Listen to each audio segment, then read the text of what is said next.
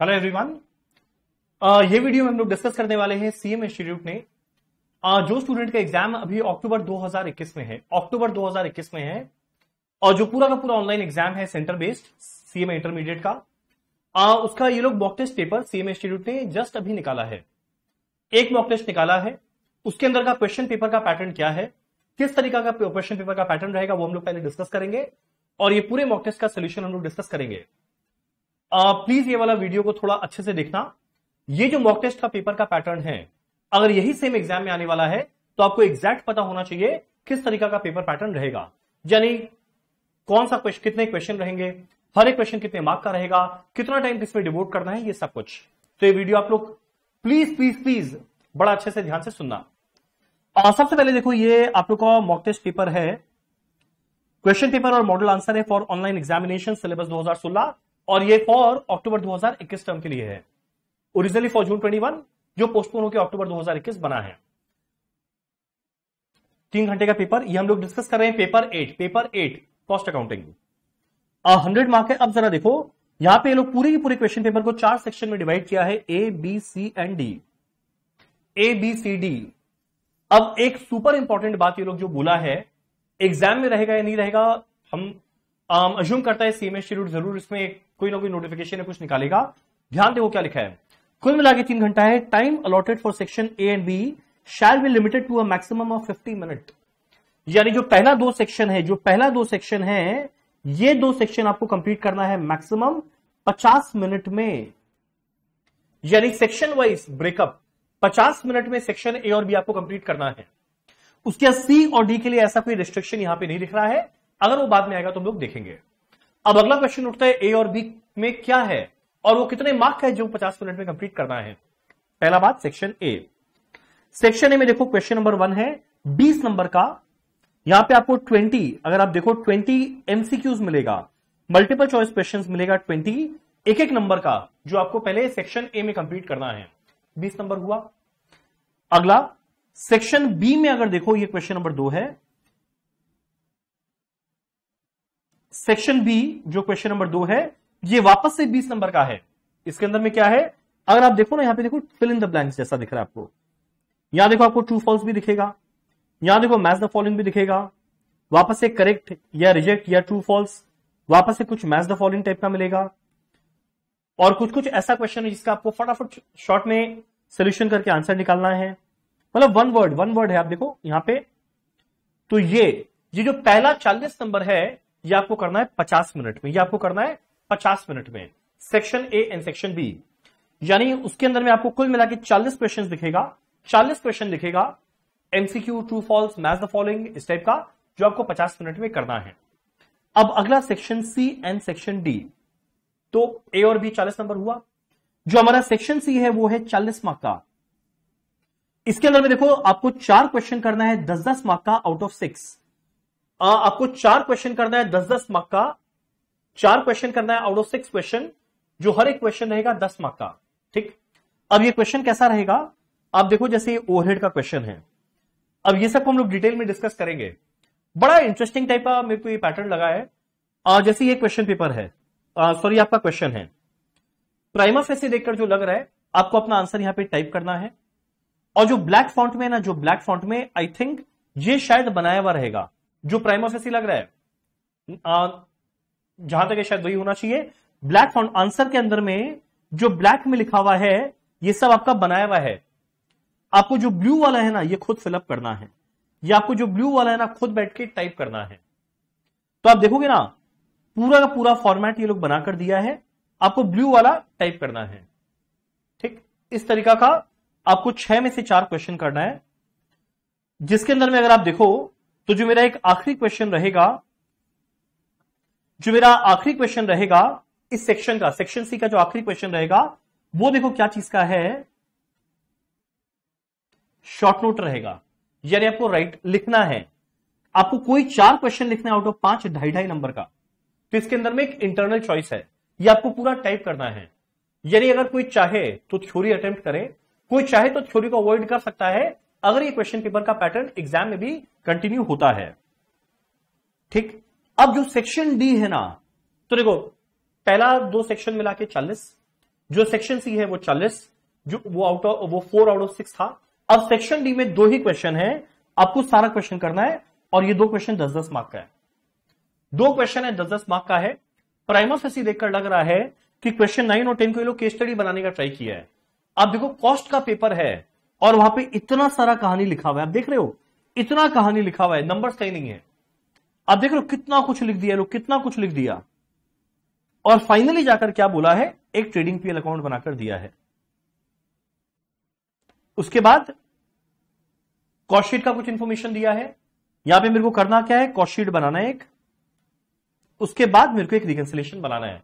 यानी पता है इस क्वेश्चन को फालतू में कॉम्प्लिकेट करने का ट्राई किया है। एनीवेज आप लोग टेंशन मत लेना, हम लोग पूरा डिस्कस करेंगे। ये मॉक टेस्ट तो डिस्कस कर ही रहे हैं, इसके अलावा सीएम इंस्टीट्यूट जितना भी मॉक टेस्ट देगा हम A to Z डिस्कस करने वाला है। पेपर 8 हमारा टीम, पेपर 8, पेपर 9, पेपर 10 का। तो प्राइमा फेसी जब हम लोग पढ़ेंगे ना तो इवेंचुअली पता चलेगा कि काम का नहीं है। तो अगर आपको टाइम एग्जाम में मिलेगा, जो हम श्योर है मिलेगा, कि 40 नंबर तो फ्लैट 50 मिनट में खत्म हो जाएगा, तो बाकी 2 घंटा 10 मिनट में आपको 60 क्वेश्चन 60 मार्क का करना है, जिसके अंदर फॉर्मेट बनाया है, खाली आपको अंदर का आंसर्स को टाइप करना है। ठीक। सिमिलरली अगर आप क्वेश्चन नंबर 10 देखोगे, वापस से देखो इतना कहानी किया है और इतने कहानी में देखो एक भी नंबर्स नहीं है, और अगर नंबर्स नहीं है तो कॉस्ट में बिना नंबर का कोई सेंटेंस मेरे लिए वैल्यूएबल नहीं होता। देखो कितना कहानी किया है, पर लास्ट में एक छोटा सा कॉस्ट कार्ड बनाकर दे दिया। स्टैंडर्ड कॉस्टिंग का क्वेश्चन है, यानी क्वेश्चन को बड़ा बनाने का कोशिश किया है, पर हम लोग स्मार्ट तरीका से करेंगे। हम लोग ये सबको इग्नोर करके जो मेन पॉइंट है वहां पर पहुंचेंगे और अपना आंसर करेंगे। ठीक। तो एक क्वेश्चन पेपर का पैटर्न आप लोग के लिए बहुत जरूरी था जानना, अगर बाई चांस एग्जाम में ऐसा फॉलो होता है तब। ठीक। अब रहा बात, क्वेश्चन उठता है कि इतना एमसीक्यूज और ये जो ट्रू फॉल्स है और ये सब जो इतना कुछ है, ये 40 नंबर का है एग्जाम में, तो इसका प्रैक्टिस हम लोग कैसे करें भाई। हम पूरा वर्कबुक सॉल्व करवाए, हम सारा का सारा पास्ट पेपर्स का ऑब्जेक्टिव टाइप क्वेश्चन सॉल्व करवाए। अगर आपको ध्यान नहीं है तो ये वीडियो के डिस्क्रिप्शन में वापस से आप लोग के लिए यूट्यूब का लिंक देगा, आप लोग प्लीज वहां से जरूर देखना। ठीक। चलो स्टार्ट करते हैं हम लोग इस क्वेश्चन पेपर का डिस्कशन। चलो एक बार डिस्कस करेंगे ना, फिर लास्ट का 2-4 मिनट में हम लोग बेटर पोजीशन में रहेंगे डिटरमाइन करने के लिए कि क्वेश्चन पेपर का पैटर्न है कैसा। चलो स्टार्ट करते हैं क्वेश्चन।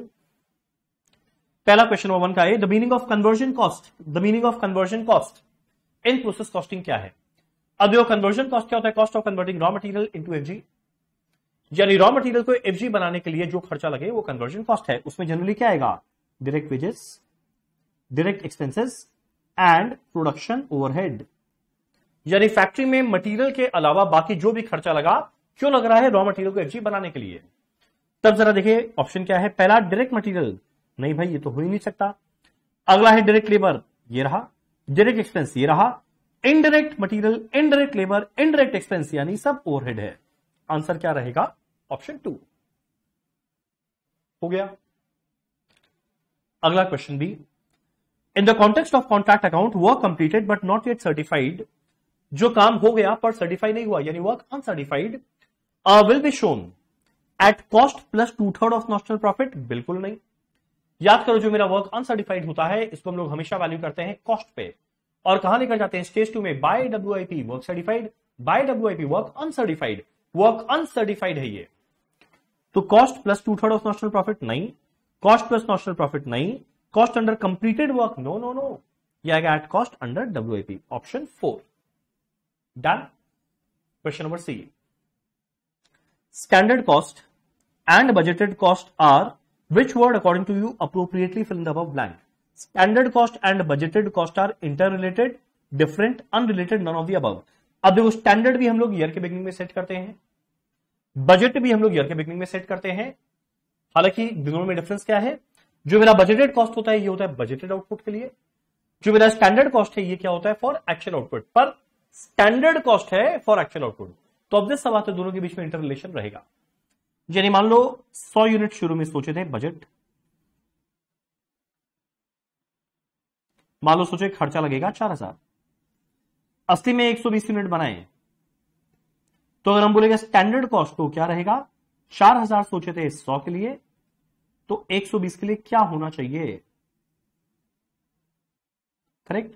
यानी इवेंचुअली जो निकलेगा स्टैंडर्ड ये बजट के बेसिस पे ही निकलेगा, तो ये दोनों इंटर रिलेटेड है। डन। चलो अगला question D, which of the following is not a potential benefit of using a budget? इनमें से कौन सा बजट का बेनिफिट नहीं है? पहला, more motivated managers, enhanced coordination, improved interdepartmental communication, more accurate external financial statement। तो भाई एक्सटर्नल फाइनेंशियल स्टेटमेंट यानी जो कंपनी के बाहर वाले का फाइनेंशियल स्टेटमेंट है उसका बजट के क्या साथ क्या लेना देना, वो तो एक्चुअल के बेसिस पे बनेगा। तो ऑब्वियस सा बात है, this is not a potential benefit of using a budget. अगला, sales budget is an example of. Sales budget obvious सा बात है क्या है, याद करना चैप्टर बजट। एक पढ़े थे फ्लेक्सिबल, एक पढ़े थे फंक्शनल बजट। फंक्शनल बजट पे पहला बनाते थे सेल्स बजट। तो सेल्स बजट क्या चीज का एग्जांपल है? फंक्शनल बजट का। अब यहां पे एक प्रैक्टिकल दिख रहा है मुझे। Z Limited is planning to sell 1 lakh unit of a product for rupees 12 per unit. Selling price 1 lakh unit at the rate 12। Sale value, मेरा फिक्स कॉस्ट है 2,80,000, प्रॉफिट कमाना है 2 लाख। बोलता है बता भाई वेरिएबल कॉस्ट क्या होगा? इनकम स्टेटमेंट बनाओ ना। Sale value minus variable cost contribution minus fix cost profit. Sale value क्या है? 1 lakh into 12, 12 lakh. Variable cost क्या है? निकालना है। फिक्स कॉस्ट कितना है? 2,80,000। प्रॉफिट क्या है? 2 लाख, यानी कंट्रीब्यूशन क्या बनेगा? 4,80,000। उल्टा चलेंगे, अब ये 12 लाख है, ये 4,80,000, तो ऑब्वियस सा बात है ये बैलेंसिंग फिगर क्या बन जाएगा? 7,20,000। ऑप्शन 2। चलो अगला question number G. At the economic order quantity level at EOQ which of the following is true? याद करो ईओक्यू क्या है? वो क्वांटिटी जहां पर मेरा टोटल कॉस्ट मिनिमम आएगा। टोटल कॉस्ट मतलब ordering cost and carrying cost. ये वो जगह है, याद करो, जो हम लोग बनाते थे कुछ इस तरह का ग्राफ, कुछ ऐसा बनता था और ये मेरा टोटल कॉस्ट बनता था। ये मेरा क्वांटिटी पर ऑर्डर है, ये मेरा रुपीस। तो जैसे से ज्यादा क्वांटिटी हम लोग हर एक बार में ऑर्डर देंगे, नंबर ऑफ ऑर्डर गिरेगा, ऑर्डरिंग कॉस्ट कम होगा। पर ज्यादा क्वांटिटी परचेज करने पे कैरिंग कॉस्ट बढ़ेगा। तो मेरा ईओक्यू क्या है? वो क्वांटिटी जहां पे दोनों एक दूसरे को इंटरसेक्ट करें, मतलब दोनों का वैल्यू सेम रहे। तो ईओक्यू वो क्वांटिटी है जहां पे ordering cost is equal to carrying cost. Correct. Question number H। When a direct worker is paid on a monthly fixed salary basis, which of the following is not false? यानी कौन सा true है? अगर fixed monthly salary basis रहे, fixed monthly salary basis रहे, तो बताओ इसमें से कौन सा ट्रू है? There is no idle time lost. नहीं, एक आदमी को 10,000 रुपया पर मंथ दे रहे हैं, तो इसका यह मतलब नहीं कि वो आइडल टाइम नहीं करेगा, उसका आइडल टाइम नहीं होगा, हो सकता है। There is no idle time cost, ये सही है। आइडल टाइम कॉस्ट नहीं निकलेगा, क्योंकि आइडल कॉस्ट टाइम कॉस्ट तो तब निकलता जब मेरे को यह पता रहे कि एक्चुअल आर जो काम किया उसमें कितना प्रोडक्टिव आर है, कितना आइडल टाइम है। करेक्ट। अब जब उसको फिक्स्ड सैलरी दे रहे हैं तो आर से कोई लेना देना ही नहीं है, और अगर आर से लेना देना ही नहीं है तो आइडल टाइम कॉस्ट कैसे मिलेगा? वो क्या होता था? अब normal idle time into standard rate. तो ऑब्वियस सा बात है, there is no idle time cost. Which of the following choices is an example of direct expenses as per CAS 10? इसमें से direct expenses क्या है? पहला, special raw material which is substantial part of prime cost। भाई raw material है तो raw material consume में जाएगा, direct material। अगला, traveling expenses to site। एक कॉन्ट्रैक्ट को इमेजिन करो, एक कॉन्ट्रैक्ट का साइट में जाना है, उसमें जो ट्रैवलिंग एक्सपेंस लग रहा है वो डायरेक्टली आइडेंटिफाई कर पा रहे हैं, उसी साइट के लिए लगा, तो ये डायरेक्ट एक्सपेंस है। बाकी भी पढ़ लेते हैं क्या क्या है। Overtime charges paid to direct worker to complete work before time. Overtime दे रहे हैं डायरेक्ट वर्कर को, तो भाई ये डायरेक्ट वेजेस है। Catalogue of prices of finished product, जो मेरा फिनिश्ड गुड्स बनाया उसके प्राइसेस का कैटलॉग है, तो एक तरह का ओवरहेड सेलिंग एंड मार्केटिंग के लिए हो गया। तो डायरेक्ट एक्सपेंस क्या रहेगा? Travelling expense to site. चलो, when you attempt a reconciliation of profit as per financial accounts and cost accounts, which of the following is done? क्या होता है? At the under absorption of overhead in cost account if you start from profit as per financial. इसका मतलब अगर मान लो profit as per financial से जा रहे हैं, कॉस्टिंग में पहुंचना है, तो होता है जो अंडर एब्जॉर्प्शन ऑफ ओवरहेड है, under recovery of overhead. Under recovery of overhead बने क्या? जब रिकवर कम किए, खर्चा ज्यादा लग गया। अंडर रिकवरी का मतलब क्या होता है? रिकवर कम किए, खर्चा ज्यादा लगा। तो भाई अगर खर्चा ज्यादा लगेगा फाइनेंशियल में, तो फाइनेंशियल का प्रॉफिट कम हो जाएगा पर कॉस्ट का ज्यादा रहेगा। कि मेरा खर्चा ज्यादा लग रहा है फाइनेंशियल में, फाइनेंशियल का प्रॉफिट कम हो जाएगा, कॉस्ट का ज्यादा रहेगा। तो भाई कम से ज्यादा करना है, कम से ज्यादा करना है, क्या करेंगे? ऐड। तो यहां पे क्या लिखा हुआ है? ऐड कर। एकदम करेक्ट ऑप्शन है, ऐड कर। अगला बोलता है ऐड एनीवेज। पहला ऑप्शन में टिक पड़ गया तो आगे का पढ़ने का जरूरत भी नहीं है। चलो point number K, a certain process needed standard labour of 24 skilled labour hours. Skilled labour are 24 घंटा, अनस्किल्ड का है 30 घंटा, स्टैंडर्ड रेट दिया हुआ है। एक्चुअल में 20 और 25 घंटा काम किया गया है इस रेट पे। बताओ भाई लेबर मिक्स वेरिएंस क्या है? मेरा मिक्स वेरिएंस निकालने बोला है। अब वैसे में एक बात बताते हैं, मिक्स वेरिएंस के लिए आपको एक तो तरीका है फॉर्मूला लगाना, पर हम बताते हैं एग्जाम में जब एमसीक्यू में आया है तो मिक्स वेरिएंस जितना बड़ा क्वेश्चन वो जहां तक है नहीं पूछना चाहिए, पर स्टिल पूछा तो मिक्स वेरिएंस कब आएगा? जब रेशियो चेंज हो। स्टैंडर्ड आर देखो तो भाई कितना कितना है? 24 और 30। एक्चुअल आर देखो तो कितना कितना है? 20 और 25।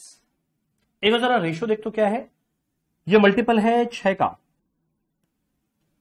तो रेशियो क्या बनेगा? 4:5। ये मल्टीपल है 5 का, रेशियो क्या बनेगा? 4:5। तो भाई अगर दोनों जगह रेशियो सेम है, स्टैंडर्ड आर एक्चुअल आर में रेशियो सेम है, तो रेशियो तो चेंज हुआ ही नहीं। मिक्स वेरिएंस क्या आएगा? 0। ठीक, चलो done. Next, which of the following most appropriately defines idle time. इसमें आइडल टाइम क्या है? Time spend bye workers in office. Office में काम कर रहा है तो आइडल थोड़ी हमेशा। Time spend bye workers in factory, भाई आदमी काम कर रहा है। Time spend bye workers of their work, यानी वर्क के अलावा जो टाइम स्पेंड किया उस समय वो आइडल है। ये क्या रहेगा? Idle time. या time spend by worker on their job, obviously they are not idles, वो लोग काम कर रहे हैं। डन। चलो अगला है, विच of the following standard deals with the principles and method of determining depreciation and amortisation cost. हम लोग सीएस का क्लास लिए थे, उसके अंदर में इसका एक तरीका से आपको सारा सीएस को याद कराने का कोशिश किया था। याद करो, डेप्रिसिएशन हम एक तरीका से याद करवाया था। पहले था अकाउंटिंग स्टैंडर्ड 6, बाद में चला गया 10 में, मिलाकर है 16, तो इसका क्या है? सीएस 16। डन। अगला, where the cost and financial accounts are maintained independently of each other, यानी नॉन इंटीग्रेटेड, दोनों इंडिपेंडेंट है। It is indispensable to reconcile them. जब दोनों अलग अलग मेंटेन कर रहे हैं तो ऑब्वियस सा बात है दोनों में प्रॉफिट अलग आएगा, और अगर दोनों में प्रॉफिट अलग आएगा तो हम लोग का एक चैप्टर पढ़ा हुआ है जिसमें हम लोग क्या करेंगे? दोनों को रिकंसाइल करेंगे। As there are difference in profit, तो क्या करना है? रिकंसिलेशन। एक टॉपिक बता, reconciliation of financial profit and costing profit. अगला, in a job cost system cost are accumulated. In a job cost system, अगर जॉब कॉस्टिंग लगा रहे हैं तो यहां पे कॉस्ट हम लोग निकालेंगे जॉब वाइज, यानी हर एक जॉब में कितना कॉस्ट लगा है। Cost are accumulated on a monthly basis. No specific job, एकदम ना डिपार्टमेंट का यहां प्रोसेस कॉस्टिंग होता, या ना by kind of material use का। Next, which of the following best describes the fixed cost. Fixed cost का सबसे बढ़िया डेफिनेशन क्या है? देखो, फिक्स्ड कॉस्ट का डेफिनेशन क्या होता है? भले ही यूनिट चेंज होना हो, मेरा टोटल में सेम रहेगा और यूनिट के बढ़ने पे कॉस्ट पर यूनिट गिरेगा। यही सिंपल डेफिनेशन है। दो बात, it may change in total where such changes is unrelated to changes in production, ये भी करेक्ट है। जैसे एग्जांपल रेंट, अब रेंट जो पहला साल था, अब जरूरी नहीं है 50 साल बाद भी रेंट वही रहेगा। ऑल्दो रेंट फिक्स्ड कॉस्ट होता है पर चेंज तो होता है, पर ये जो चेंज है वो प्रोडक्शन की वजह से नहीं हुआ, वो ड्यू टू अग्रीमेंट या कॉन्ट्रैक्ट की वजह से हुआ है। तो ये पॉइंट तो सही है। It may change in total where such change is related to change in production, तब तो ये वेरिएबल कॉस्ट होता। ये कांस्टेंट पर यूनिट होता है, नहीं, वो वेरिएबल कॉस्ट होता है। It may change in total where such change depends on production, no no no no no, ये सेमी वेरिएबल कॉस्ट होता within the relevant range. Next, equivalent production is expressed in terms of, याद करो chapter process costing हम लोग बनाते थे, statement presenting calculation of equivalent number of units. Equivalent number of units, तो production, equivalent production निकालते हैं job, CAS 1 WIP, नहीं, कंप्लीटेड यूनिट के टर्म्स में। वो तो ना 100 यूनिट था, पर अगर इसका DOC 60% है, यानी इक्विवेलेंट यूनिट कितना कंप्लीट हुआ है? 100 का 60%, 60। डन। चलो point number R. Materials which can be identified with the given product unit of cost center is called as, बोलता है जो मटेरियल को हम लोग डायरेक्टली आइडेंटिफाई कर पा रहे हैं कि यार इस कॉस्ट सेंटर में, यानी इस पर्टिकुलर ऑब्जेक्ट में, इस पर्टिकुलर चीज को बनाने में, इस पर्टिकुलर सर्विस में एक खर्चा लगा, वो क्या है? Direct material. आंसर है direct. Next, there is a loss as per financial accounts amounting to ₹10,600। तो फाइनेंशियल के अंदर में लॉस है, मतलब -10,600। Donation not shown in cost accounts amount to ₹6,000। निकालना है कॉस्टिंग का प्रॉफिट या लॉस क्या। तो देख भाई, डोनेशन फाइनेंशियल में आया है और डोनेशन फाइनेंशियल का खर्चा है, और अगर डोनेशन फाइनेंशियल का खर्चा है, तो फाइनेंशियल के प्रॉफिट को कम कर देगा, पर कॉस्ट में तो ज्यादा रहेगा। फाइनेंशियल को कम कर देगा, कॉस्ट में तो ज्यादा रहेगा। कम से ज्यादा करते हैं, क्या करेंगे, ऐड 6,000, ये क्या बन जाएगा, -6,400। तो loss of 4,600। Correct.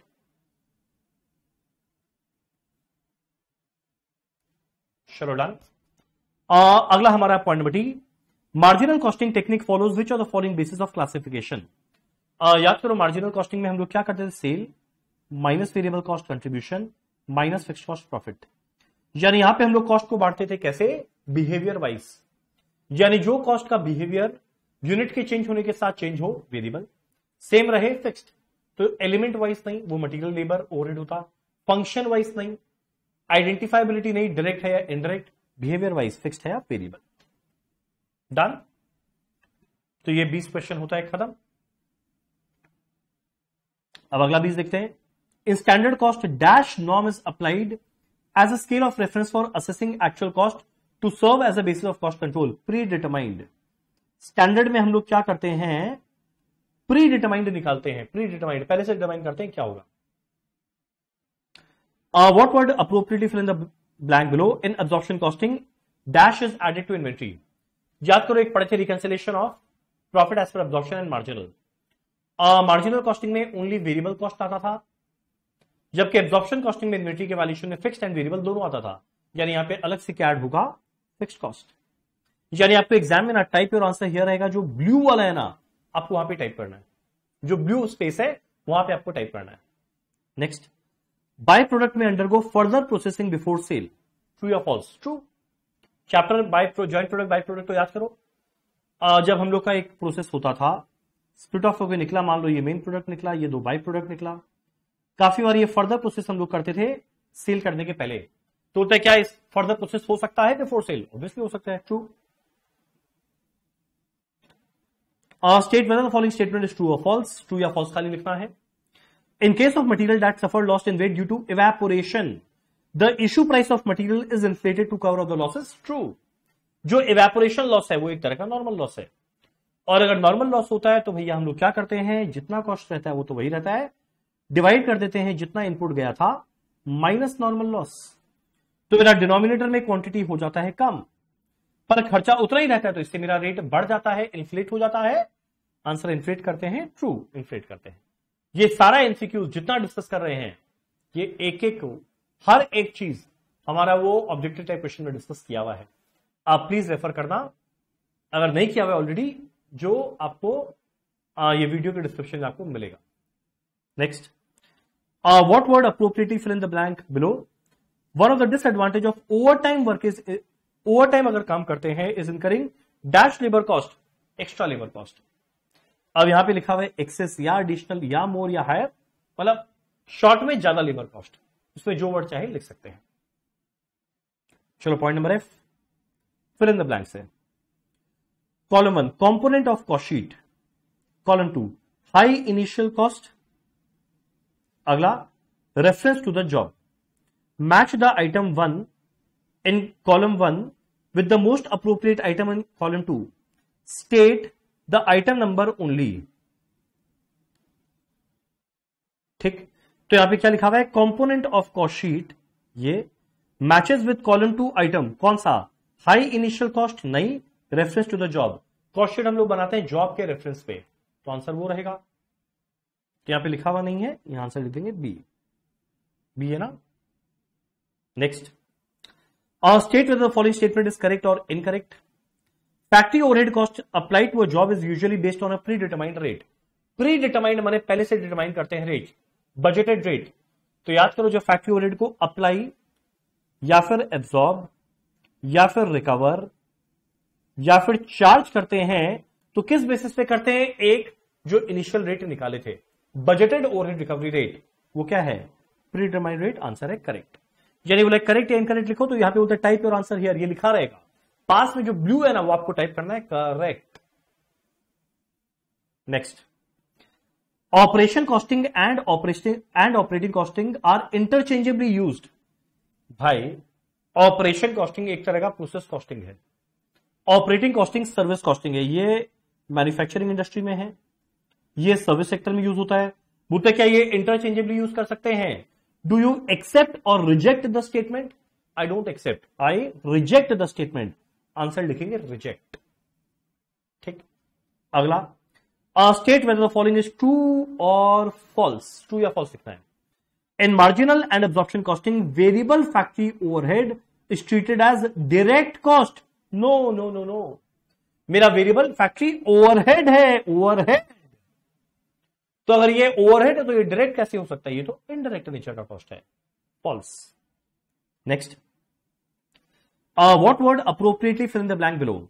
In the graph showing the angle of incidence when the quantity is 0, the total cost line cut the cost axis Y axis at which cost value.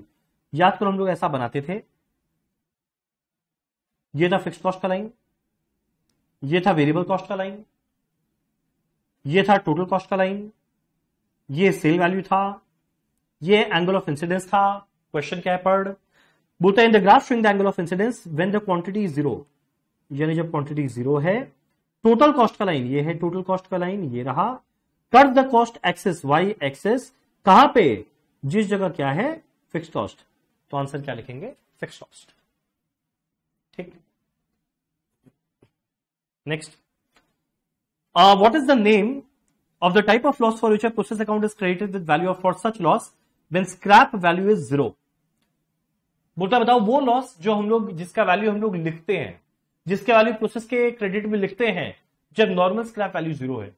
तो नॉर्मल लॉस का value 0 है, still किसी loss का अगर value लिखते हैं तो वो कौन सा लॉस रहेगा? Abnormal loss. याद करो प्रोसेस कॉस्टिंग, अबनॉर्मल लॉस तो अबनॉर्मल गेन हम लोग हमेशा वैल्यू करते हैं गुड यूनिट के रेट पे, तो अबनॉर्मल लॉस रहेगा answer. What is the change in PV ratio with increase in fixed cost. तो भाई पीवी रेशियो का फॉर्मूला क्या है? कंट्रीब्यूशन बाय सेल इनटू 100, और कंट्रीब्यूशन क्या है? Sale minus variable cost. यानी फिक्स कॉस्ट के चेंज होने पे इस फॉर्मूला में क्या फर्क पड़ा? फॉर्मूला में क्या फर्क पड़ता है जब सेल वैल्यू या वेरिएबल कॉस्ट में कोई बदलाव आए? तो क्वेश्चन उठता है क्या चेंज होगा? कुछ नहीं होगा, इट विल रिमेन कांस्टेंट। आप चाहो तो वर्ड ओनली कांस्टेंट लिख दो, it will remain constant, it remains constant, चलेगा। इंपॉर्टेंट है वर्ड कांस्टेंट। अगला, a hotel having 100 rooms of which 80% are normally occupied in the summer and 25% in winter. Period of summer और winter दोनों है 6 महीना each, and कितना days हर महीना में होता है? 30। बोलता है बताओ value of total occupied room days. यानी रूम डेज माने जैसे passenger kilometre, number of passenger into number of kilometre, number of passenger into kilometre, room days number of room into number of days. तो भाई कितना rooms है? Summer and winter, 100 का 80% summer में, 100 का 25% विंटर में। कितना डेज है? 6 महीना है, 30 महीना है एक का, तो 180 डेज, 180 डेज। तो रूम डे अगर निकालना है दोनों को मल्टीप्लाई कर देंगे, क्या मिलेगा जरा देखो, 80 इंटू 180, 14,400, 25 इंटू 180,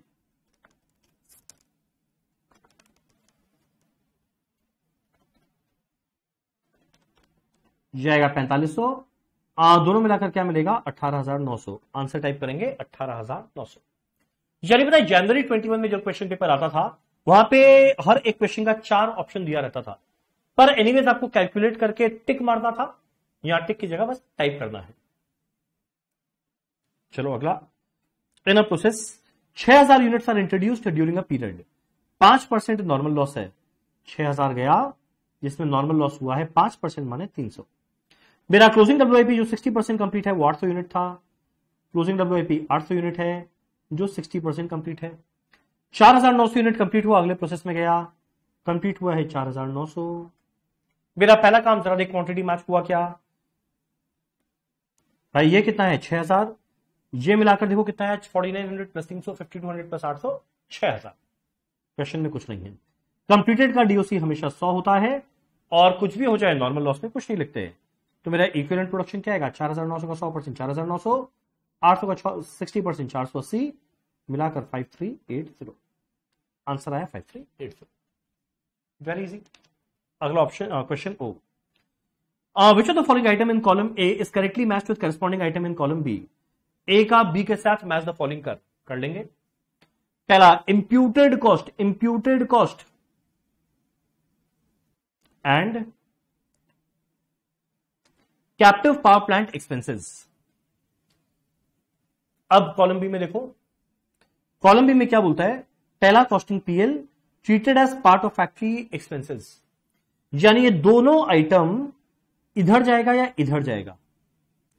अब इंप्यूटेड कॉस्ट भी रहे, देखो इंप्यूटेड माने क्या, जो मेरा एक तरह का अपॉर्चुनिटी कॉस्ट हो गया, जो मेरा खर्चा लगना चाहिए था पर नहीं लगा, इंप्यूटेड कॉस्ट।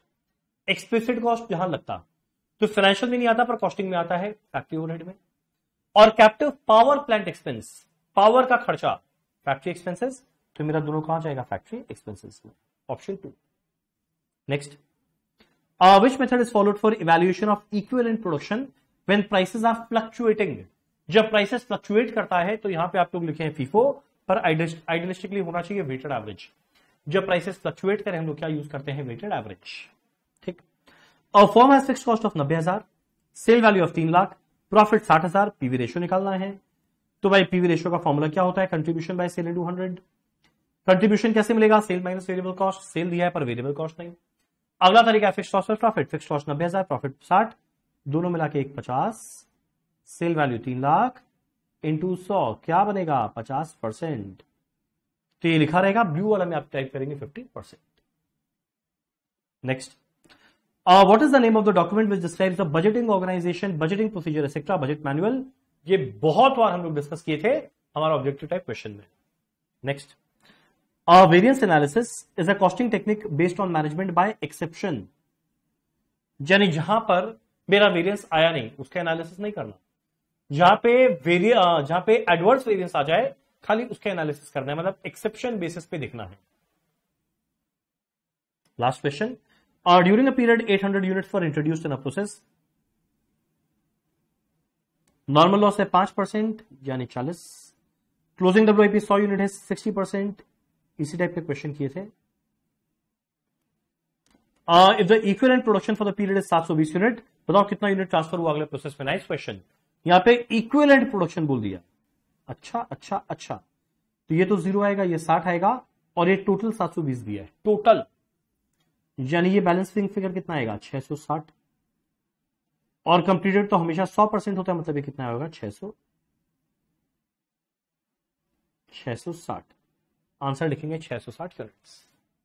डन। चलो इसी के साथ हमारा 40 नंबर होता है खत्म, जो हम लोग ने अराउंड किया है आई थिंक 20-25 मिनट में। एग्जाम में आपको इसके लिए 50 मिनट मिलेगा। तो हम ये पूरा पेपर सॉल्व करने का कारण ये था, ये बताना कि हाँ आपके पास टाइम है, आप आराम से 40 नंबर 50 मिनट में कंप्लीट कर सकते हैं। चलो ठीक है, आप बोलेंगे आपको तो आता है, आप तो सर है। चलो ठीक है, हम सर है, हम 25 मिनट में किया, तुम लोग डबल टाइम से ज्यादा तो लेगा ही नहीं, तभी 50 मिनट में अगर आता है तो हो जाएगा, नहीं आता तो एनीवेज नहीं आता।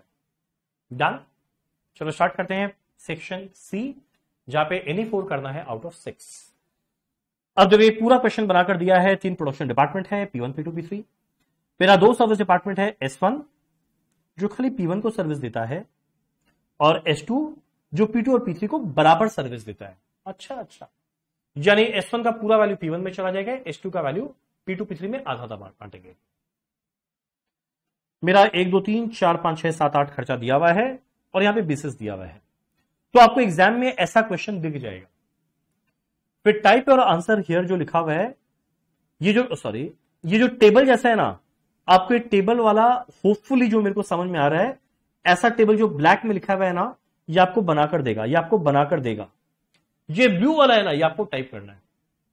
तो पहला है, देखो फॉर्मेट बना दिया तो झमेला ही खत्म। पहला रेंट 7,200 लिख दे भाई, 7,200।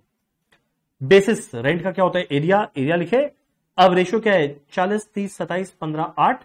उस रेशियो में बांटे कैलकुलेटर में, और वैल्यू यहां पर लिख दिए, टाइप करके लिख दिए। ठीक, यानी जो चीज आपको कॉपी में लिखना होता वो आप टाइप करके लिखे। फायदा क्या है, फायदा यह है कि आपका टिपिकली एग्जाम में 20 नंबर का एमसीक्यू बनता, पर अभी 40 नंबर का क्वेश्चन है। तो वहां पे आपका टाइम बचेगा। अगला प्रॉपर एग्जाम होता तो आपको शायद हर चीज फॉर्मेट बनाना पड़ता पेपर पेन से, पर यहां फॉर्मेट बनाया, आपको खाली नंबर लिखना है, तो आपका वहां टाइम बचेगा। पर इसके काउंटर करने के लिए आपको टाइप करना पड़ेगा। भाई सबसे बड़ा लोचा तो यही है, लोग का इसी में तो हाथ सेट नहीं है। तो आपके पास ऑप्शन नहीं है, आपको दिन में at least half an hour typing practice करना चाहिए। एग्जाम टिपिकली जुलाई में होता, उसकी जगह जून में होता, उसकी जगह अक्टूबर में हुआ, तो जो एक्स्ट्रा टाइम मिला आपको इसके लिए at least half an hour devote करना पड़ेगा टाइपिंग स्पीड बढ़ाने के लिए। पर उतना टेंशन मत लो, और टाइपिंग स्पीड तुमको जबरदस्त का जरूरत नहीं है, क्योंकि सोच के देखो 60 नंबर का खाली नंबर लिखना है, फॉर्मेट बनाया हुआ है, तो हो जाएगा, मतलब चाप वाला बात नहीं होता। चलो अगला मेरा क्या है, प्लांट रिपेयर। तो ये प्लांट रिपेयर का पहले वैल्यू लिख देंगे 3600। प्लांट रिपेयर का बेसिस क्या होगा, वैल्यू ऑफ प्लांट। अब रेशियो क्या है, 70 to 54 48:6, जो आप कैलकुलेट करेंगे और वैल्यू यहां पर लिख देंगे। अगला डेप्रिसिएशन सब लिख कर दिया है, सोच के देखो सब लिख कर दिया है, सब लिख कर तो दिया है, पर यहां पे आपका एक लोचा भी कर दिया है, एक प्रॉब्लम है। चलो एनीवेज हम बताते हैं। डेप्रिसिएशन का भी क्या रहेगा, प्लांट वैल्यू। लाइटिंग का क्या रहेगा, नंबर ऑफ लाइट पॉइंट। पर अगर नंबर ऑफ लाइट पॉइंट ना दे तो हम लोगों को पता है यूज क्या करना चाहिए, एरिया। अगला सुपरविजन, सुपरवाइज किसको करना है, वर्कर को। किस रेशियो में बांटेंगे, number of workers. Fire insurance for stock, तो स्टॉक का वैल्यू। अगला cost of idle time, idle time का कॉस्ट है, किस पे डिपेंड करेगा, वेजेस पे। Power, horse power. अब ये पूरा का पूरा आप टाइप किए, तो भाई ये तो ऊपर क्वेश्चन में था, ये उस टेबल से समझे, ये आप वैल्यू कैलकुलेट किए, आया टोटल। पता है इस क्वेश्चन में मिस्टेक क्या हुआ है तुम लोग के फॉर्मेट में, जो वेजेस है ये 3 प्रोडक्शन डिपार्टमेंट तो नहीं आता, पर मेरा 2 सर्विस डिपार्टमेंट का आना चाहिए था, पर भाई तुम्हारे फॉर्मेट में नहीं है तो नहीं है। फॉर्मेट तुम क्रिएट तो कर नहीं पाएगा, तो ऑप्शन नहीं, इसी के बेसिस आगे बढ़ना पड़ेगा। अगला बोलता है compute the overhead cost of primary department P1 P2 P3 after apportionment of service department. अब देखो फॉर्मेट बनाया, याद करो क्या बोला, सर्विस डिपार्टमेंट 1 पूरा यहां जाएगा, तो 3060 यहां जोड़ दिए। मेरा सर्विस डिपार्टमेंट 2 दोनों में बांटेंगे इक्वली, 1690 का आधा कर कितना बनेगा, 845 845, ये बन गया, खत्म। सो ये क्वेश्चन कितने मार्क का था आपका, ये टेबल का 5 नंबर था, ये टेबल का 2 नंबर था, 7 नंबर हुआ। अब 3 नंबर का कुछ ऐसा fill in the blanks type question है। तो काला काला जो लिखा हुआ है ब्लैक में, ये क्वेश्चन पेपर में रहेगा, ब्लू वाला खाली आपको टाइप करना है। सोचो ना 3 नंबर है, आपको 1 2 3 4 5 6 वर्ड टाइप करना, मैनेजेबल है, नॉट डिफिकल्ट। प्राइमा फेसी देखकर मेरे को भी फर्स्ट इंप्रेशन में लगा यार क्या हो गया ये, पर अब जब कर रहे हैं ना तो थोड़ा कॉन्फिडेंस आ रहा है। क्या बोलता है, fill the following table in according with principle of cost accounting standard applicable. Basic wages to direct worker, employ cost में वो आएगा या नहीं, ऑब्वियसली आएगा भाई, बेसिक वेजेस है वो तो आएगा। डिस्क्लोजर रहेगा, ऑब्वियसली डिस्क्लोजर रहेगा। एलिमेंट ऑफ कॉस्ट डायरेक्ट है तो डायरेक्ट वेजेस में जाएगा। अगला normal idle time, normal idle time क्या वो डायरेक्ट में आएगा, नहीं आएगा, डिस्क्लोज करना है नहीं करना है। नॉर्मल जो लॉस होता है वो फैक्ट्री ओवरहेड में जाता है, फैक्ट्री ओवरहेड में लेगा, यानी यहां पर क्या आएगा, ओनली डायरेक्ट वाला पोर्शन आएगा। चलो अगला है क्वेश्चन 4। ये मुझे प्राइमा फेसी देखकर लग रहा है लिमिटिंग फैक्टर का क्वेश्चन है। A firm can produce 3 different product from same raw material using the same production facility. Labour is available in plenty, labour का कोई कमी नहीं है, 8 रुपया पर आवर है। मेरा रॉ मटेरियल का supply which is imported ₹8 per KG is limited to 10,400 KG. Raw material supply limited है, लिमिटिंग फैक्टर। मेरा वेरिएबल ओवरहेड दिया हुआ है इतना है, फिक्स्ड ओवरहेड दिया हुआ है, selling commission 10% on sale. XYZ का market demand, selling price, labour hour per unit, raw material KG per unit दिया है। Prepare the marginal profitability statement. अब देखो एग्जाम में पूरा टाइप करके दे दिया फॉर्मेट, सोचो कितना लॉलीपॉप क्वेश्चन हो गया। आपको खाली word to word copy paste करना है। Direct material cost, working note भी बना के दे दिया आपको क्या क्या दिखाना है, तो चाप नहीं लेना, खाली वर्किंग मतलब जो बोला है उतना कर देना।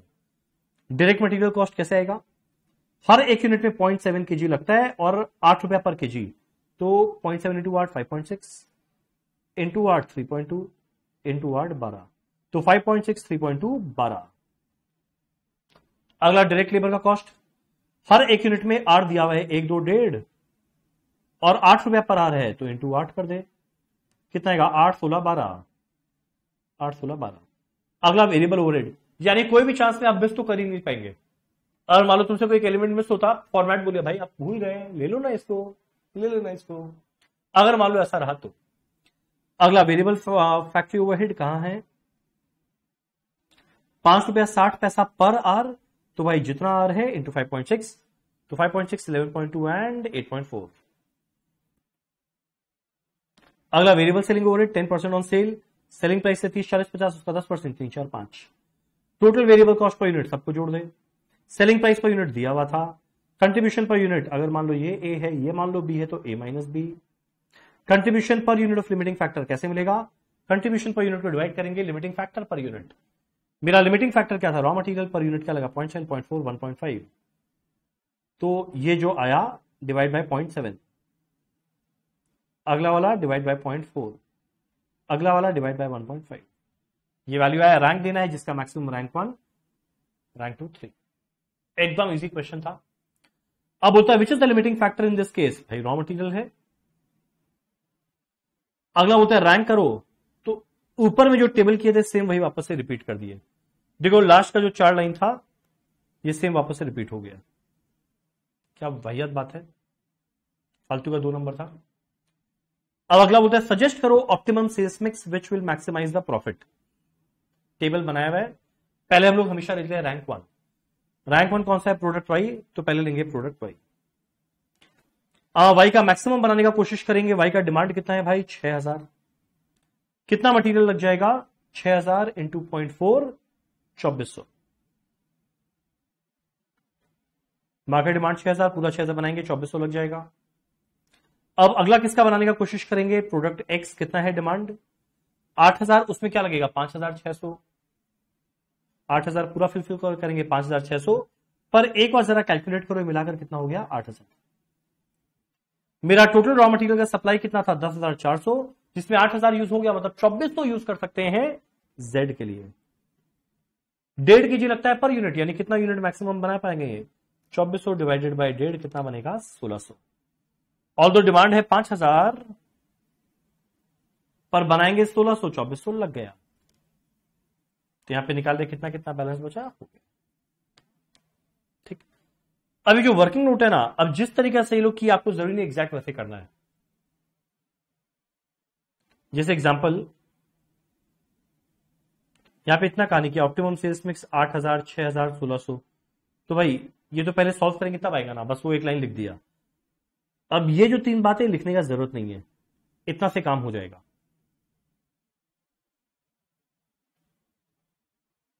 चलो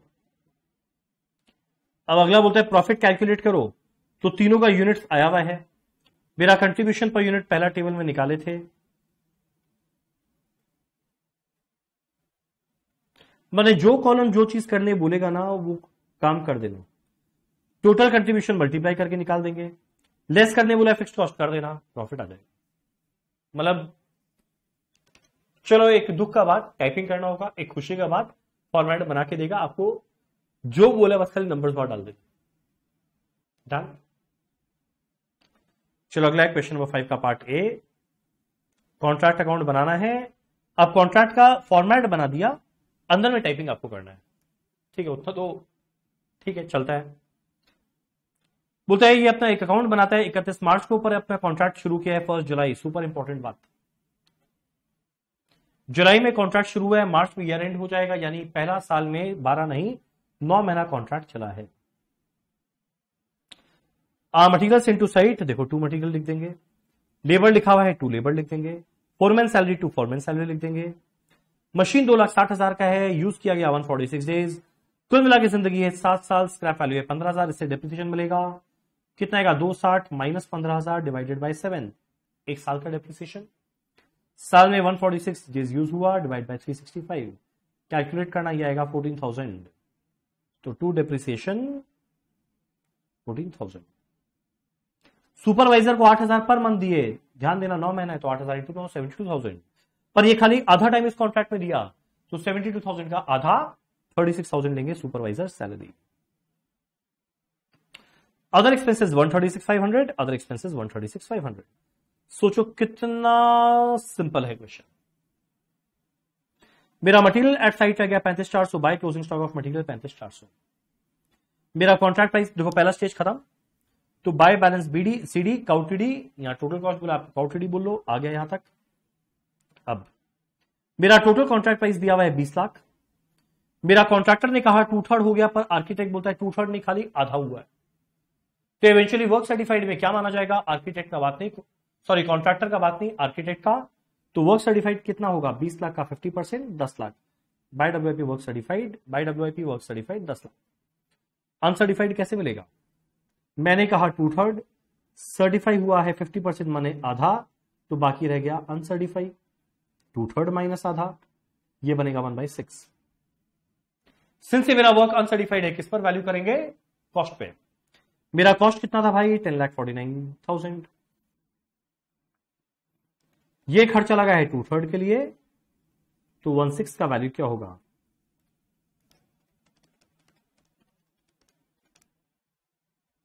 10,49,000 डिवाइडेड बाय 2,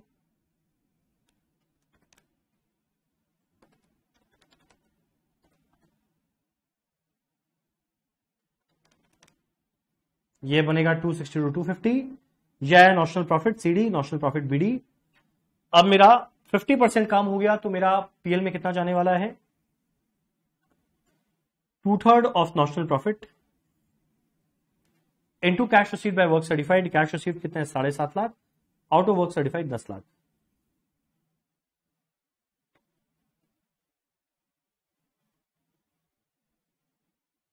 बाकी प्रॉफिट रिजर्व। अब होता है वर्किंग नोट भी आपको डेप्रिसिएशन का दिखाना है, तो जैसा हम किया दिखा देना, जरूरी नहीं इस तरीके से करके दिखाना, जैसा हम लोग किए वैसे दिखा देना। मेरा वर्क अनसर्टिफाइड जैसा हम लोग किए वैसा टाइप कर दिया। कॉस्टिंग पीएल देखो, हम भी 3 चीजें कैलकुलेट किया, एक ये, एक अनसर्टिफाइड, एक डेप्रिसिएशन, और वही 3 वर्किंग नोट मांगा है। एक 3 नंबर का क्वेश्चन है। मेरा standard cost card of an company shows the following cost. Unit wages 2 घंटा, हर एक यूनिट में 2 घंटा लगना चाहिए। एट द रेट 50 पैसा 1 रुपया। कितना यूनिट बनाए? 8,000। तो भाई एक आप कॉस्ट कार्ड बना लेंगे। स्टैंडर्ड आर हम लोग हमेशा लेते हैं फॉर एक्चुअल आउटपुट। एक यूनिट में 2 घंटा, 8,000 में 16,000। स्टैंडर्ड रेट है 50 पैसा, स्टैंडर्ड कॉस्ट कितना आया? 8,000। एक्चुअल कितना है? 18,000 घंटा। एक्चुअल रेट है 40 पैसा, actual cost 7,200। Labour cost variance 8,000 minus 7,200, 800 favourable, सीधा लिखो 800 फेवरेबल। मेरा labour rate variance standard rate minus actual rate into actual hour, 50 पैसा या माइनस 40 पैसा 10 पैसा इंटू 18,000, 1800 फेवरेबल। ठीक। अब working note standard hour for actual output निकाला हुआ है 16,000 लिख दो। स्टैंडर्ड कॉस्ट निकाला हुआ है 8,000 रुपया लिख दो। एक्चुअल कॉस्ट निकला हुआ है 7,200 लिख दो। कॉस्ट वेरिएंस कैसे निकाले? 10 माइनस 10। मतलब ठीक है, जो किए वो आपको टाइप करना है। अब next, what are the direct expenses as defined in CS 10। तो डायरेक्ट एक्सपेंस क्या है? वो एक्सपेंसेस जो मैन्युफैक्चरिंग करने में लगेगा एक प्रोडक्ट या सर्विस का, जो हम लोग डायरेक्टली आइडेंटिफाई या लिंक कर पा रहे हैं, other than direct material and direct labour cost. ये है definition. Relating to manufacture of product या services which can be linked other than direct material direct employ cost. 2 number का था। अब एक ऑपरेटिंग कॉस्टिंग का क्वेश्चन है। ठीक है, क्या बोले? Mister T has started transport business with a fleet of 10 taxis. The various expenses incurred by him are as given below. Cost of each taxi दिया हुआ है 3 lakh. Salary of office staff है 5,000। अच्छा, पहला बात, ये क्या चीज में काम आएगा? डेप्रिसिएशन। पहले ऑफिस स्टाफ 5,000 पर मंथ लिख दो। Office staff 5,000। हमारे गैरेज सुपरवाइजर का 10,000। Rent of garage 5,000, rent of garage 5,000। Driver salary पर टैक्सी 10,000 रुपया पर मंथ, 10 टैक्सीज है, पर टैक्सी 10,000, तो 10,000 इंटू 10 कितना आएगा? 1 लाख। यहां पे कैलकुलेट करके दिखा दिए। मेरा रोड टैक्स रिपेयर पर टैक्सी 6,000 पर एनम, तो 6,000 इंटू 10, क्योंकि 10 टैक्सी है, पर एनम एक महीना के लिए बाय 12, 6,000 इंटू 10 बाय 12 लिख दिए।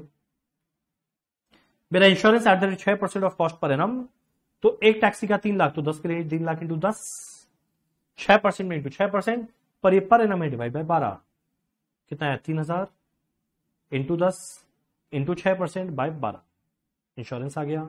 तो मेरा fix cost 10 taxi per month आया, फिक्स कॉस्ट पर टैक्सी क्या होगा डिवाइड बाय 10 पर किलोमीटर निकाले, वो हम लोग देखते हैं कितना है। लाइफ ऑफ टैक्सी दिया है 3 लाख किलोमीटर, और ये सेम एग्जैक्ट क्वेश्चन हमारा स्टडी मैट का है जिसका मैराथन बना के डाला था। मेरा life of taxi 3 lakh kilometre और बाद में 25,000 रुपए में इसको सेल करेंगे, तो भाई 3 लाख है माइनस का 25,000 डिवाइड बाय 3 लाख पर किलोमीटर का डेप्रिसिएशन। 6,000 किलोमीटर चला जिसमें 10% खाली था, मतलब इफेक्टिवली 5,400 किलोमीटर चला। मेरा पेट्रोल 11 किलोमीटर पर litre 72 rupees per litre, 11 kilometre पर लीटर 72 रुपीज पर लीटर, तो कितना बनेगा 72 बाई 11 पर किलोमीटर कॉस्ट। 50 पैसा पर 100 किलोमीटर एक के लिए 50 पैसा, सॉरी 50 रुपया पर 100 किलोमीटर के लिए 50 पैसा लिख दिए, सारे कॉस्ट को जोड़ दिए, पर 90% के लिए था तो 100% के लिए क्या होगा डिवाइड करके निकाल दिया, डन। और अगर मान लो हाई चार्जेस 13 रुपया, तो बता प्रॉफिट कितना आएगा, कॉस्ट निकाला हुआ है, तो भाई क्या करेंगे 13 माइनस कॉस्ट 10 टैक्सी 6,000 का 90% चले 5,000 किलोमीटर साल के लिए बोला है, तो इंटू 12, यानी हर एक टैक्सी से कितना कमाया, कितना किलोमीटर चला, 10 टैक्सी एक महीना में साल भर के लिए इंटू 12 लिख दिए, वेरी इजी। चलो अगला है हमारा क्वेश्चन नंबर 7 पार्ट ए। ये जॉइंट प्रोडक्ट बाई प्रोडक्ट का जैसा लग रहा है, यस वही है। हमको तो बड़ा गजब पैटर्न लगा, पूरा फॉर्मेट बनाया है, नंबर्स टाइप करो। SG limited manufacture product A which is two by product B and C, ये तो बाई प्रोडक्ट है और ये मेन प्रोडक्ट है। मेरा एक्चुअल जॉइंट कॉस्ट कितना है 9,000 रुपया। मेरा तीनों में कितना परसेंटेज प्रॉफिट कमाई दिया हुआ है, सब्सिक्वेंट यानी फर्दर प्रोसेसिंग कॉस्ट टोटल दिया हुआ है, सेल वैल्यू दिया हुआ है। पहले देखो सेल बोला है, सेल वैल्यू लिख दिए। अगला प्रॉफिट बोला है 33 1/3%, 1/3 25% लिख दिए, 15% लिख दिए। मेरा टोटल कॉस्ट आ गया this minus this, A minus B. इसमें सेपरेट कॉस्ट क्या है लिख दिए, शेयर ऑफ जॉइंट कॉस्ट आ गया। अब बताओ क्या, मतलब जो बोला है ऊपर से कॉपी करके लिखते हैं। चलो क्वेश्चन भी ये एग्जैक्ट सेम ऐसा क्वेश्चन हमारा किया हुआ रहता है एग्जाम में, सॉरी हमारे बुक का क्वेश्चन है एग्जैक्ट। फटाफट देखिए क्या है, क्या बोला है, the existing incentive system of S limited is as under. मेरा नॉर्मल वर्किंग वीक है 5 दिन ऑफ 8 आवर 40 घंटा plus 3 late shift of 3 hour 9 घंटा, यानी कुल मिला के 49 आवर अभी काम करता है। नॉर्मल में 160 रुपया पर आवर देते हैं, लेट में 225 रुपया पर आवर देते हैं। Average output per operator for 49 hour week 120 article. पर ओवरटाइम को हटाने के लिए इन्होंने एक नया प्रपोजल लेके आया है, बोलते हैं टाइम रेट जो पहले था 160 रुपया पर आवर वही रहेगा, टाइम अलाउड 15 आर्टिकल के लिए 5 घंटा, बोनस देने के लिए स्टैंडर्ड टाइम में 50% और बढ़ा देंगे। Prepare a statement showing hour work, weekly earnings, number of articles produced and labour cost per article under the row 1 system. Assume 135 articles बना है, 40 hour per week under row 1 premium system. तो row 1 में are work 40, weekly earnings कितना निकालना है, ये तो बहुत ही सिंपल क्वेश्चन हो गया। टाइम अलाउड देखो, टाइम अलाउड 15 आर्टिकल के लिए 5 घंटा, 15 यूनिट को बनाने के लिए 5 आवर, यानी 1 यूनिट के लिए क्या आएगा 5/15। अगर 135 यूनिट बनाए तो क्या आएगा 5/15 इंटू 135, ये बनेगा 45 आवर। और यहां पे क्या बोला था, बोनस निकालने के समय स्टैंडर्ड में 50% टाइम को बढ़ा दो, यानी जो 45 घंटा है ना उसमें 50% और बढ़ा दे, यानी मेरा प्रॉपर स्टैंडर्ड आर या टाइम अलाउड क्या होगा 45 में 50% बढ़ा दे 67.5। टाइम टेकन 40 आवर काम किया, टाइम सेव 27.5, रेट पर आर कितना है 160, तो बेसिक वेजेस कितना आएगा जितना देर काम किया इंटू रेट पर आवर 6400। मेरा बोनस एज पर ओन क्या आएगा, time taken into time saved divided by time allowed into rate per hour.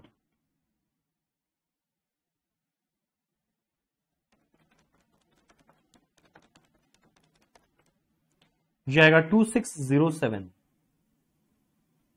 दोनों मिलाकर क्या बनेगा 9007।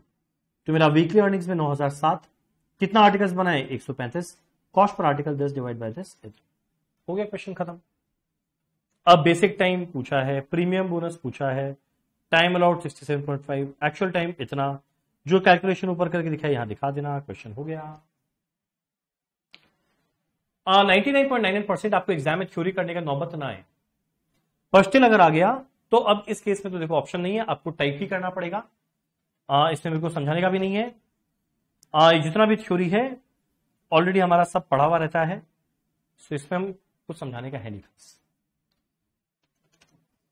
चलो अगला जो सेक्शन डी है, आपको सारा क्वेश्चन का आंसर देना है। 2 क्वेश्चन है 10-10 नंबर का, और देखने में तुम लोग डर जाएगा, डरना नहीं है, हिम्मत से काम लेना। बहुत इजी क्वेश्चन है। क्या है? अब सोचो कितना कहानी की है। अब तुम लोग पढ़ के सोचना कितना टाइम पास किया है। और एक बार अगर और मॉक टेस्ट पेपर निकालते हैं लोग और हम लोग पढ़ेंगे, तो जहां तक 99% क्वेश्चन में आपको इतना कहानी पढ़ना ही नहीं है, आप सीधा यहां पर आ जाना। पर तब भी एक बार तो पढ़े, पहला मॉक टेस्ट है। अब ये पढ़ने बैठ गया ना तुम लोग पागल हो जाएगा, तो इसलिए ये पढ़ने मत बैठ जाना। एक बार हम लोग मॉक टेस्ट में पढ़ रहे हैं ताकि तुम लोग को ये पता चले काम का चीज क्यों नहीं है। Very quickly in his career, he figured out 2 things. He was neither very good nor very interested in working with large companies. अब बताओ कॉस्टिंग का कौन सा चैप्टर में इस टाइम का मतलब है? The first question to ask is, would I buy this product? If the answer is no, then they haven't found the right product. The best business are born out of a need to solve a problem. In most cases, the person who invests the time and money into starting a business is attempting to solve a problem they had that no one else seemed to be able to solve. कितना time पास है, कहानी कर रहा है, नहीं करेंगे हम लोग। Major corporation lead innovation, so it require P to really sharpen skills. एक इसका अच्छा फ्रेंड आया एम, जो इसके पोर्टफोलियो को ढंग से देखा एंड बहुत सारे डोमेन्स को स्कैन करते हुए या अपना रजिस्टर किया कहीं पे। ये मार्केट सर्वे कर रहा है डिमांड फॉर द प्रोडक्ट, कि कस्टमर कितना रुपया स्पेंड करेगा प्रोडक्ट सर्विसेज में, इंक्लिनेशन लेवल क्या रहेगा नए प्रोडक्ट में, कॉम्पिटिटर क्या कर रहा है। तब ये मार्केटिंग कंसल्टेंट को हायर किया। ओह माय गॉड, क्या किया है लोग। जहां पे कोई नंबर नहीं हम देखेगा ही नहीं। प्लीज ये मत पढ़ने बैठ जाना, प्लीज मेरा रिक्वेस्ट है, पढ़ने मत बैठ जाना। एक जगह नंबर दिखा है वहां जा रहा है सीधा। After many round of marketing test and with their first major radio advertisement offering 1000 unit, they sold nearly ₹30,000 in straight razors in 24 hour. Finally एक नंबर मिला, 24 घंटा में 1000 यूनिट बेचा, 30,000 रुपए का। They decided to try it on a small scale. सारा business plan don't compare to actually trying, वापस से बहुत लंबा कहानी की है कि बिजनेस को शुरू किया है और उसके से लगातार अच्छा हो रहा है। ये दोनों फाइनली डिसाइड किया एक फाइनेंशियल अकाउंटेंट को हायर करेगा। अब अकाउंटेंट अनएथिकल प्रैक्टिस ना करे, इसीलिए आपके पास वो आ गया अपने भय को दूर करने के लिए वो। और इसके अलावा कोई प्रोफेशनल अकाउंटिंग बॉडी में नहीं गया to get any proof of wrong doing. वो अपने प्रोडक्शन हेड को ट्रस्ट करता है। क्या है ये सब भाई? केस स्टडी बनाना है अगर इंस्टीट्यूट को, तो ढंग का बनाए कि पढ़ के सेंस निकले। खाली बनाए जिसका पढ़ने का जो एक नॉनसेंस रहे, उससे बेटर है मत बनाओ, स्टिल बनाए। क्या है मतलब लिटरली तुम लोगों को पढ़ना हो पढ़ लेना है, क्वेश्चन पेपर हम डिस्क्रिप्शन में अटैच कर देगा, मत पढ़ना, लास्ट लाइन पढ़ना। रिकंसाइल करना है profit disclose by cost with that of financial. हे बाबा, हे भगवान, हे मेरे इंस्टीट्यूट, अगर आपको रिकंसिलेशन करवाना था, आप इतना कहानी क्यों किए? इसलिए किए ताकि स्टूडेंट अगर मॉक टेस्ट पहले नहीं देखा हुआ है और सीधे एग्जाम में देखे तो उसको लगेगा बड़ा इंपॉर्टेंट है, और जब पहला 3-4 पैराग्राफ पढ़ेगा वो सोचेगा यार किस चैप्टर का है, हमारे टीचर ने तो पढ़ा ही नहीं ऐसा कुछ। भाई पढ़ाने लायक कुछ था ही नहीं है सब। इसीलिए आपको ये मॉक टेस्ट पेपर्स देखना जरूरी था। लास्ट में काम का चीज है ये जो दिया हुआ है, फाइनेंशियल का पीएल बनाकर दिया है, फाइनेंशियल का प्रॉफिट इतना है। मेरा कॉस्ट अकाउंटिंग के अंदर में कुछ इंफॉर्मेशन दिया है। Production overhead 20% of prime cost, admin overhead 9 रुपया 75 पैसा पर फिनिश यूनिट, सेलिंग ओवरहेड 13 रुपया पर यूनिट सोल्ड। कैलकुलेट करना है cost of production, cost of production calculate करने बोला है, और बेस्ट पार्ट है फॉर्मेट बना कर दिया हुआ है। रिडिकुलस रिडिकुलस है लोग।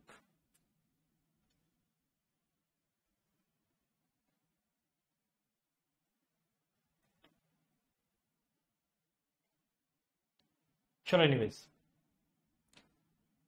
अब ये 2 लाइन छोड़ा है, फिर बोलता है prime cost. Obviously raw material consumed और वेजेस है, तो ये दोनों को यहां से पिक करके ले आए।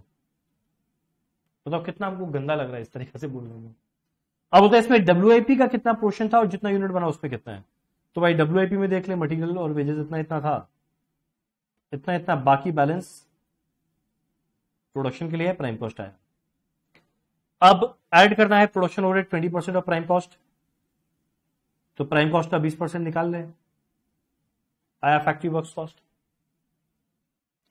ठीक, ऐड करना एडमिनिस्ट्रेशन ओवरहेड 9 रुपया 75 पैसा पर फिनिश यूनिट, 30,000 प्लस 1,000 कितना यूनिट बनाए, 31,000 इंटू 9.75 कितना आएगा, 302250। क्या है cost of production. Ridiculous question, इसके लिए 3 नंबर था।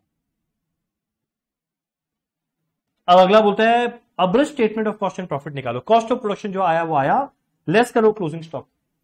क्लोजिंग स्टॉक कैसे आएगा, 4412,850 था, कितना यूनिट को बनाने के लिए 31,000, क्लोजिंग स्टॉक था 1000 यूनिट, तो कितना आएगा 142,350, कॉस्ट ऑफ गुड सोल्ड आया। अगला सेलिंग एंड डिस्ट्रीब्यूशन ओवरहेड डालो, 13 रुपया per unit sold, 30,000 into 13, 3,90,000, cost of sales आया, सेल वैल्यू पीएल में दिया हुआ था, प्रॉफिट बैलेंसिंग फिगर। ये कैलकुलेशन कैसे है नीचे दिखाया, ये सब मत लिखना, सीधा कैलकुलेशन करके दिखा देना। चलो 2 नंबर हुआ। अब अगला बोलते हैं रिकंसिलेशन बनाओ, net profit as per cost account लिख दिए। अब ऐड और लेस के लिए आइटम है, फाइनेंशियल का लिख कर दिया है, थैंक यू सो मच, आपका बहुत बड़ा एहसान। ये कहां से लिख कर दिया, यहां से। लाइन बाय लाइन कंपेयर करेंगे, ये दोनों तो सेम था। पहले प्रोडक्शन ओवरहेड 692,250 है, और यहां लिया है 7,01,000, कॉस्ट पे ज्यादा है। कॉस्ट में अगर ओवरहेड ज्यादा है तो कॉस्ट में प्रॉफिट कम रहेगा, कॉस्ट में प्रॉफिट कम रहेगा, फाइनेंशियल में ज्यादा है, कम से ज्यादा करना है, क्या करेंगे, ऐड प्रोडक्शन ओवरहेड ऐड कर दिए जो डिफरेंस था। अगला एडमिन ओवरहेड 310,375, और यहां पे कितना है 3,02,000। कॉस्ट में एडमिन ओवरहेड कम है, और कॉस्ट में खर्चा कम है तो कॉस्ट में प्रॉफिट ज्यादा रहेगा, कॉस्ट में प्रॉफिट ज्यादा रहेगा, फाइनेंशियल में कम। ज्यादा से कम करना है, क्या करेंगे, लेस। तो देखो लेस में एडमिन ओवरहेड लिख देंगे, जो डिफरेंस था। सेलिंग ओवरहेड 368 है फाइनेंशियल में, और कॉस्ट में है 390। कॉस्ट में खर्चा ज्यादा, प्रॉफिट कम, कॉस्ट में खर्चा ज्यादा, कॉस्ट में प्रॉफिट कम, फाइनेंशियल में ज्यादा है, कम से ज्यादा करना है, क्या करेंगे, ऐड कर दिए। अब 1 2 3 4 5 6, ये 6 का 6 आइटम फाइनेंशियल का खर्चा है, इससे खाली फाइनेंशियल का प्रॉफिट कम होता है। कॉस्ट का ज्यादा है, फाइनेंशियल का कम होगा, कॉस्ट का ज्यादा है, फाइनेंशियल का कम होगा, ज्यादा से कम करना है, क्या करेंगे, लेस। तो देखो 1 2 3 4 5 6 सब लेस कर दिए। ठीक, डेबिट साइड हो गया, क्रेडिट, सेल वैल्यू सेम रहेगा। Closing stock of FG financial में 31 था, कॉस्ट में कितना निकाले थे, कॉस्ट में कितना निकाले थे, 142, यानी कॉस्ट में क्लोजिंग स्टॉक ज्यादा है, क्लोजिंग स्टॉक के ज्यादा होने से प्रॉफिट ज्यादा होता है। कॉस्ट में क्लोजिंग स्टॉक ज्यादा है, यानी कॉस्ट में प्रॉफिट ज्यादा रहेगा, कॉस्ट में ज्यादा, फाइनेंशियल में कम, लेस करेंगे, लेस कर दिए क्लोजिंग स्टॉक। इसके बाद WIP को हटाओ, ये दोनों खाली फाइनेंशियल का इनकम है तो फाइनेंशियल में प्रॉफिट ज्यादा है, कॉस्ट में कम, फाइनेंशियल में प्रॉफिट ज्यादा है, कॉस्ट में कम, कम से ज्यादा करना है, करेंगे ऐड, ये दोनों को ऐड किए, रिकंसिलेशन हो गया, डन।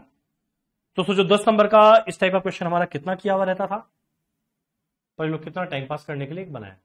अब बोलते हैं what is your opinion on financial records maintained by financial consultant. बोलता है पी और एम को डाउट नहीं करना चाहिए फाइनेंशियल कंसल्टेंट पे, नेट प्रॉफिट फाइनेंशियल का इतना है, कॉस्ट का इतना है, और रिकंसिलेशन हम लोग कर लिए। ठीक, चलो हमारा आखिरी क्वेश्चन इस मॉक टेस्ट पेपर का, ये जो 2 क्वेश्चन है ना, ये हमको सबसे रिडिक्यूलसली, मतलब क्या बोले हम,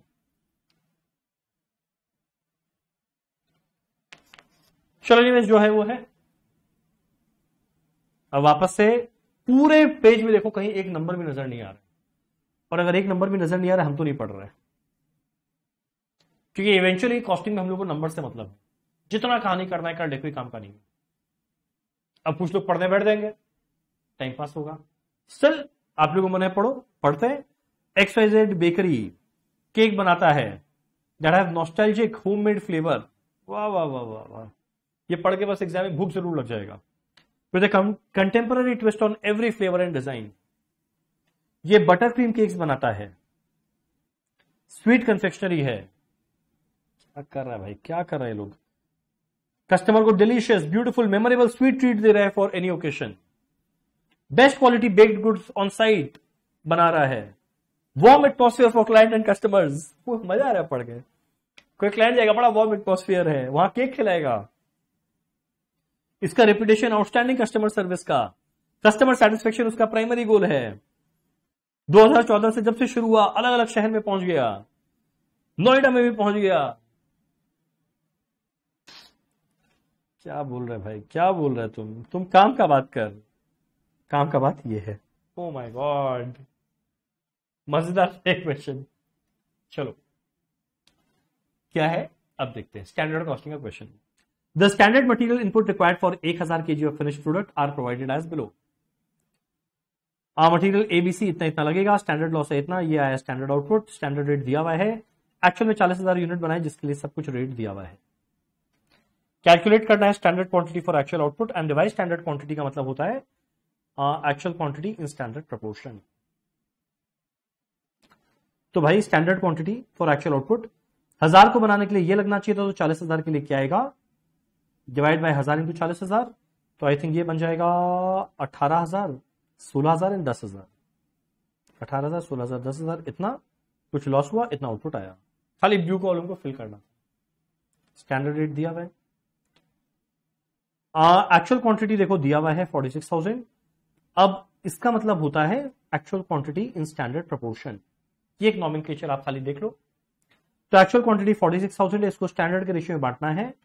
जो रेशियो क्या है भाई, 45, 40, 25, 5 का मल्टीपल है 9, 8, 5। 9, 8, 5 के रेशियो में इसको बांट दो।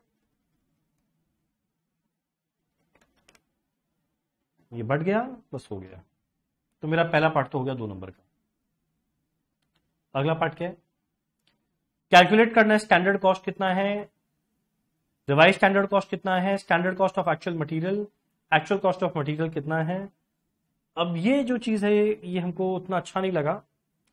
अब ये तुमको देखो, मतलब ये बढ़िया चीज है। हम लोग जो टिपिकली कॉस्ट कार्ड बनाते हैं उसको थोड़ा अलग तरह से है। स्टैंडर्ड क्वांटिटी SQSP यानी स्टैंडर्ड क्वांटिटी को स्टैंडर्ड प्राइस से मल्टीप्लाई करना है। कर देंगे।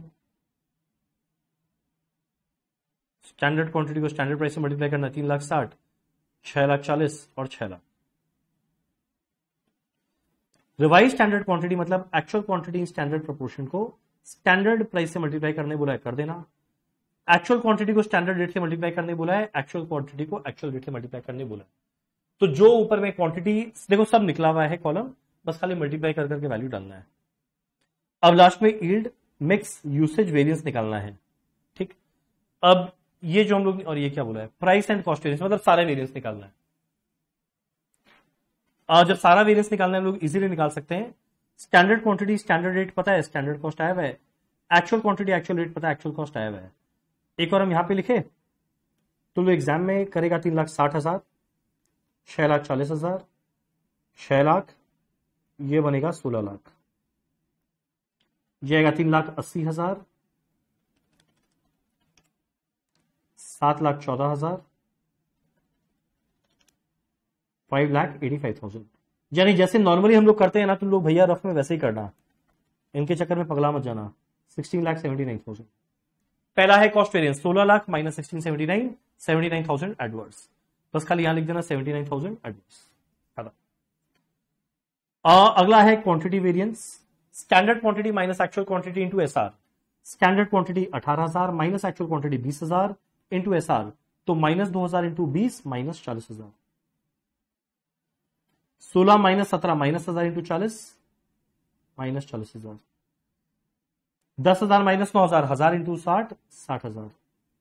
प्लस में आया फिर कितना आएगा -20,000 I think. Usage variance 20,000 adverse. अगला है हमारा रेट वेरिएंस। रेट वेरिएंस सोचो ना, ये 79 एडवर्स है, इसमें 20 एडवर्स ये है, तो रेट वेरिएंस ऑब्वियसली 59 एडवर्स है। ठीक, अब अगला यील्ड और मिक्स वेरिएंस निकालना है। यील्ड वेरिएंस का शॉर्टकट 16 लाख था जब 44,000 यूनिट लग रहा था, लगना चाहिए, पर एक्चुअल में लग गया 46,000, तो 2,000 एक्स्ट्रा लगा। तो कितना एक्स्ट्रा खर्चा लगा? 16 लाख डिवाइड बाय 44,000 इंटू 2,000, जाएगा 72727 एक्स्ट्रा लगा, यानी एडवर्स। अब क्वांटिटी वेरिएंस 20,000 एडवर्स है, जिसमें यील्ड इतना है, बाकी balance mix variance favourable. Done, चलो डन। उसी के साथ हमारा ये पेपर होता है खत्म। हम लोग को अप्रोक्सीमेटली 1 घंटा लगा, पर ऑब्वियसली हम जब कर रहा था तो मेरा स्पीड डेफिनेटली थोड़ा ज्यादा रहेगा आप लोग से। पर एक चीज क्लियर है कि आपको एग्जाम में 3 घंटा में पेपर आराम से हो जाएगा। बस आपको करना क्या है, इसके अंदर में थोड़ा टाइपिंग प्रैक्टिस। पहला 40 नंबर में देखो कोई लोचा ही नहीं है, यहां पे आपको खाली 2-4 वर्ड लिखना है। इनफैक्ट कॉस्ट के पेपर में आपको लोचा मिलेगा भी नहीं उतना, कि यहां पे ज्यादा टाइपिंग का है नहीं। छोटी क्वेश्चन हटाओ, आपको खाली नंबर्स टाइप करना है बैठ बैठ के, पूरा फॉर्मेट बनाया हुआ रहता है। एक जो सबसे बड़ा डिसएडवांटेज है इस पेपर का, पहला 40 नंबर कंपलसरी है, वो तो चलो ऑब्जेक्टिव टाइप क्वेश्चन है, जो ए एंड बी। जो सेक्शन सी है उसमें 4 आउट ऑफ 6 है, इसमें ऑप्शन है, पर सेक्शन डी में आपको 2 आउट ऑफ 2 करना है। यानी अब आप कोई चैप्टर छोड़ नहीं सकते। अगर मान लो कोई चैप्टर छोड़ा और एग्जाम में वो आ गया, तब सीधा सेक्शन डी में आ गया, तो आपका सीधा 10 नंबर फ्लैट चला जाएगा। तो ओवरऑल ये हमारा मॉडल क्वेश्चन पेपर था। एग्जाम में अगर ऐसा कंटिन्यू होता है तो जैसे हम लोग ये प्रैक्टिस किया, आपका जितना इंस्टीट्यूट लेगा हम सारा प्रैक्टिस करवाएगा। Thank you so much, bye.